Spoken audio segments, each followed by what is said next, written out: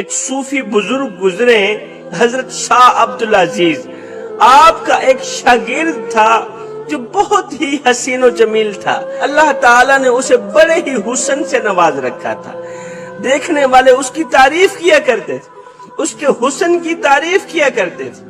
ایک دن وہاں کی رہنے والی ایک امیر عورت نے اسے دعوت دی، اپنے گھر میں بلایا کہ میرے گھر میں ایک مریض ہے، اسے آپ نے دم کرنا ہے۔ یہ خوبصورت طالب علم، خوبصورت نوجوان اس عورت کے گھر میں آیا۔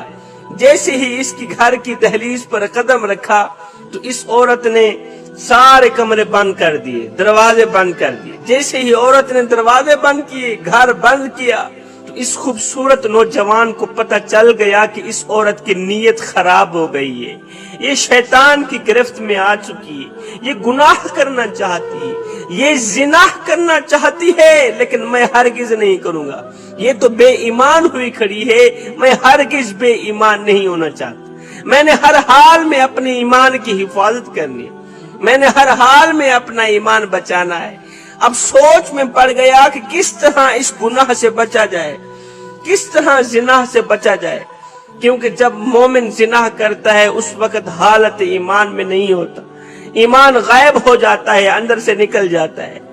جس وقت مومن چوری کرتا ہے اس وقت حالت ایمان میں نہیں ہوتا۔ اللہ نہ کرے اگر زنا کرتے وقت موت کا فرشتہ آ بھی گیا، مرتے وقت اپنے رب کو کیا منہ دکھاؤں گا؟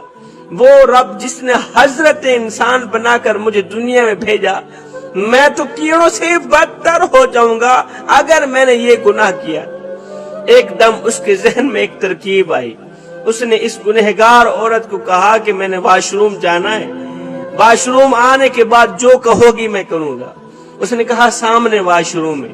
یہ خوبصورت نوجوان، خوبصورت طالب علم واش روم میں گیا، ساری گندگی اٹھا کر اپنے جسم اور کپڑوں پر مل کر واش روم سے باہر آیا۔ جیسے ہی کمرے کے اندر داخل ہوا تو بدبو پھیل گئی۔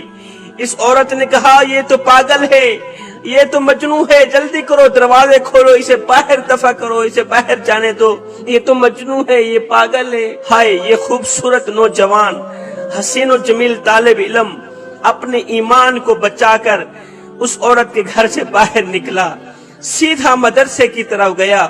غسل خانے میں اس نے غسل کیا، اپنے کپڑوں کو دھویا۔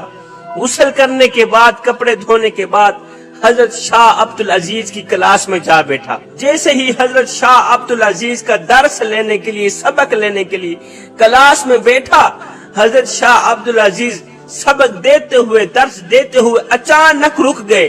آپ نے فرمایا تم میں سے کون ہے، تم میں سے کون ہے جس نے آج تیز خوشبو لگا رکھی، اور وہ خوشبو لگا رکھی ہے جو میں نے زندگی میں نہیں سونگھی؟ اتنا مہنگا ترین عطر لگانے والا ہے کون؟ کلاس کے بچوں نے کہا استاد جی یہ خوبصورت نوجوان بیٹھا ہے، اسی کے کپڑوں سے خوشبو آ رہی، اسی کے جسم سے تیز خوشبو آ رہی ہے۔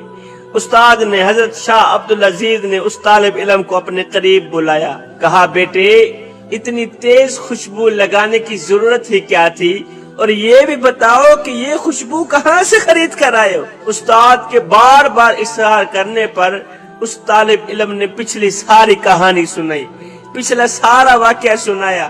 یہ سنتے ہی استاد محترم کی آنکھوں سے آنسو نکل آئے۔ یہ سارا واقعہ سننے کے بعد حضرت شاہ عبدالعزیز نے اپنے مریدوں کو کہا مریدو آ جاؤ، آ جاؤ، آج جس نے جنتی خوشبو سونگنی ہو تو وہ میرے اس خوبصورت طالب علم کے جسم کو سونگ لے، جس نے جنتی خوشبو سونگنی ہو وہ میرے اس بچے کے کپڑوں کو سونگ لے۔ لکھنے والے لکھتے ہیں کہ ساری زندگی اس نوجوان کے جسم سے خوشبو ختم نہیں ہوئی تھی، وہ جس راستے سے جاتا تھا خوشبو پھیل جاتی تھی، اس گلی سے گزرتا تھا 8 دن خوشبو ختم بھی نہیں ہوتی تھی۔